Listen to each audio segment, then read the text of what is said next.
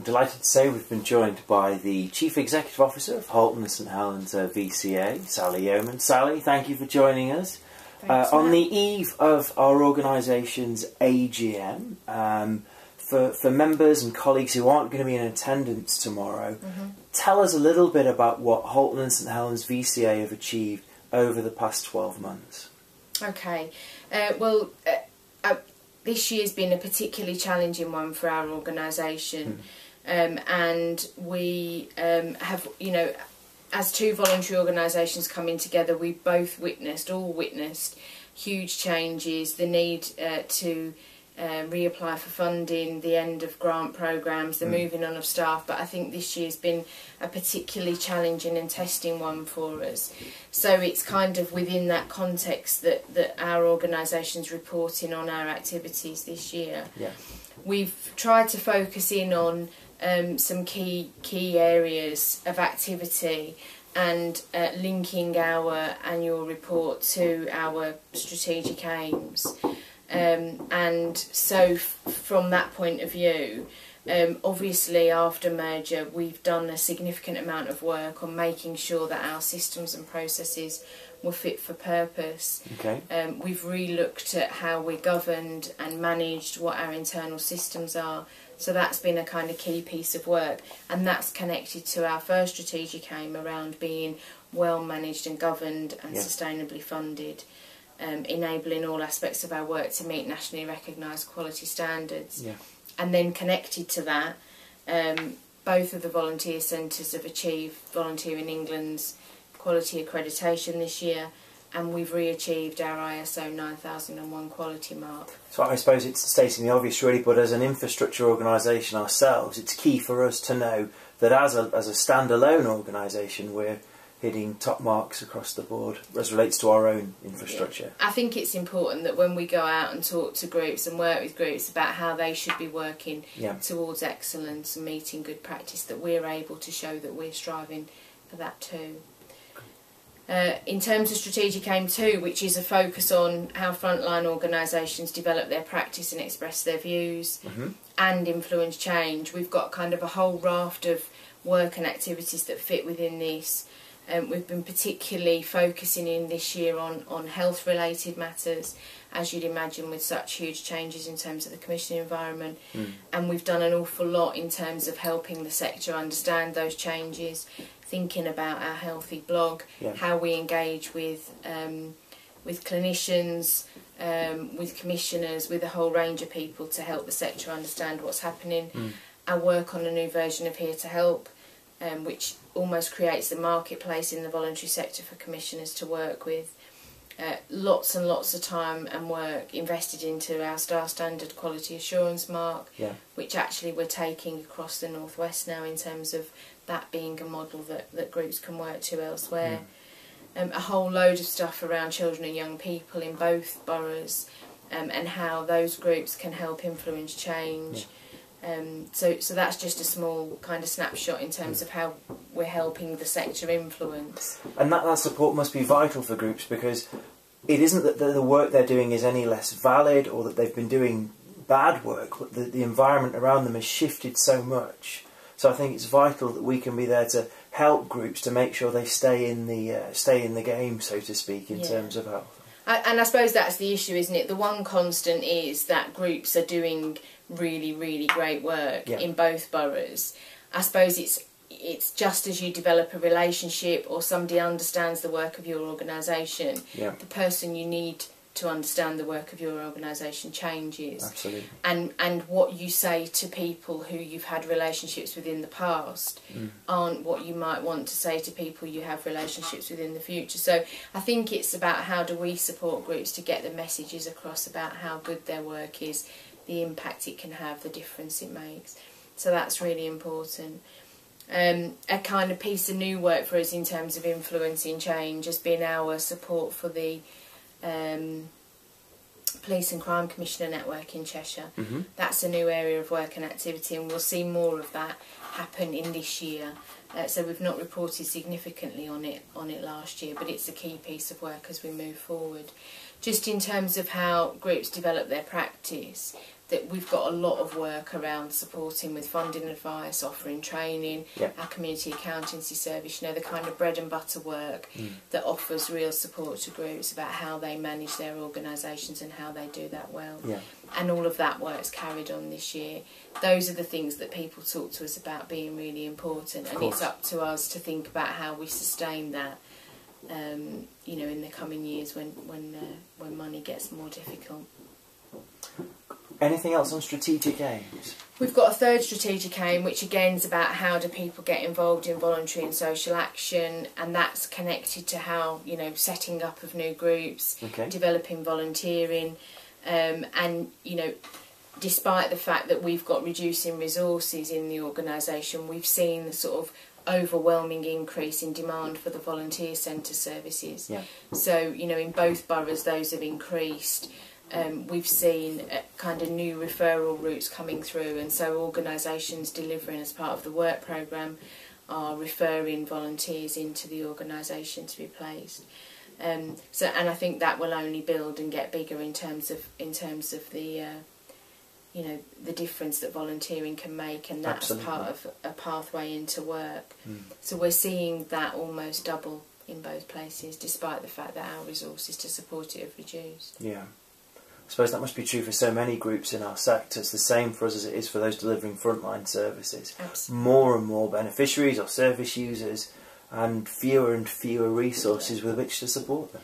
Yeah, and I think both organisations prior to merger did a piece of work looking at what was the effect of the recession on groups. And we all know that, you know, historically when there's a recession or financial climate's difficult, that voluntary organisations and charities have their funds reduced, but actually the demand for their services increases. And I think we know that from our anecdotal feedback from groups more recently about what's the impact on them. We know that most groups have been affected in terms of reducing resources, wherever that comes from. But actually they've seen an increase in the people requiring their support and services. And obviously the annual, the accounts and what have you, they refer to the end of the financial year, so going back to of course the end of March. What have we seen any developments since the year end, and what are your plans for the year ahead? I think, you know, as is the case, we're 6 months on from the end of the period that we're reporting on.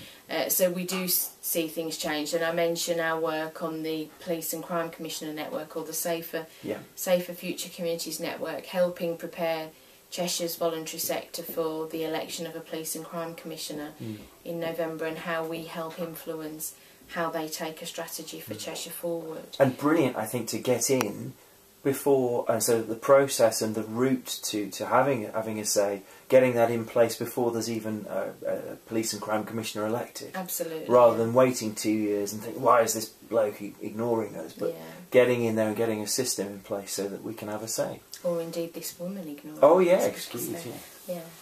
There's 4 candidates in Cheshire, so I think that's a really important piece of work for us. And I think you're right. It's quite unusual to see, you know, even if it is a small amount of money invested in helping the sector prepare for what might be coming, rather than reacting to it once it's happened. So we think that's quite a good development. And actually, for people who are watching this, and if their work covers Cheshire, there's an event with all of the 4 candidates on the 2nd of November to talk to them about what their plans are, and you'll get more information about that shortly. The big development since the year end has been our work on St Mary's, which Matt knows all too well, and how we develop that as a voluntary sector resource centre for Halton, how we take forward the views of local people in terms of what does the centre look like and what's included in it, and how do we connect the heritage of Widnes to the work and activities that we want to take place in there. So that's been a big development, because that's been a huge piece of work, and you know, having submitted the application for stage 2 funding, you know, that we expect to hear about that relatively soon.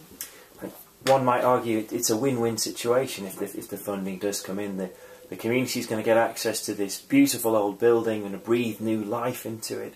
We've got local people queued up to participate in how their heritage is going to be displayed within. And for our organisation, it's terrifically exciting of bringing the two staff teams, with the exclusion perhaps the volunteer centres, into one place, so we can all work together in a really lovely building. And I think it's a win for the community and a win for our organisation. It is, yeah. I mean, you know, we still need a presence in St Helens, and we need to think about how our services get accessed by groups wherever we are. Yeah. But I think it does lend itself to the idea that, you know, part of our plan is to be sustainably funded, and you know, having the opportunity to own a building that we're not paying rent on is a huge opportunity. And as you say, Matt, you know, for that to be connected to bringing such a fantastic building back into use by local people and sharing the heritage with people of, you know, Halton and beyond is something that's hugely exciting.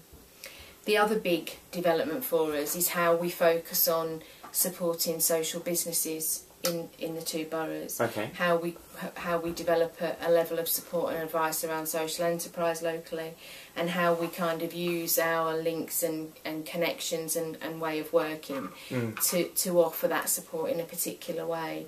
So since the year end, we've been we're partners in two ERDF bids, bringing European money into Halton and St Helens.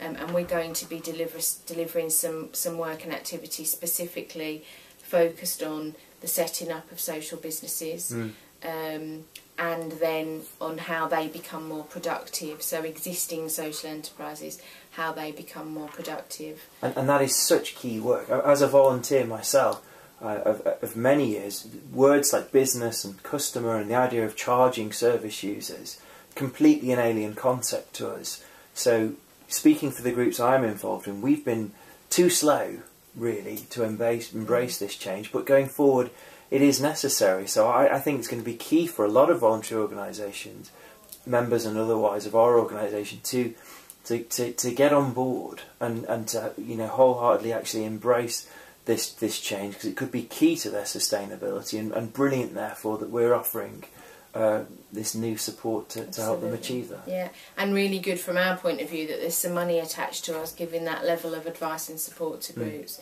So it's really important. And one of the things we're doing is, we'll talk a little bit about it at the AGM tomorrow, but for people who aren't there, if they're interested in knowing how they get access to that support, or how we can say a bit more about what it is we're doing in terms of those two ERDF programmes, we'd be more than happy to talk to people about that.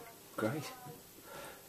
So a challenging year, but still cracking on and determined to make a difference for groups over the next 12 months. I think that's a good summary. I think we can probably anticipate us writing it's been a challenging year for future annual reports, because I think there's many more ahead, but I think it's about the way that we tackle that as an organisation, so that we can continue to be here to help groups tackle and build a level of resilience about what faces them in the future, because it's hugely important that we've got really strong and effective groups in both Halton and St Helens. Sally, thank you for your time today. You're welcome.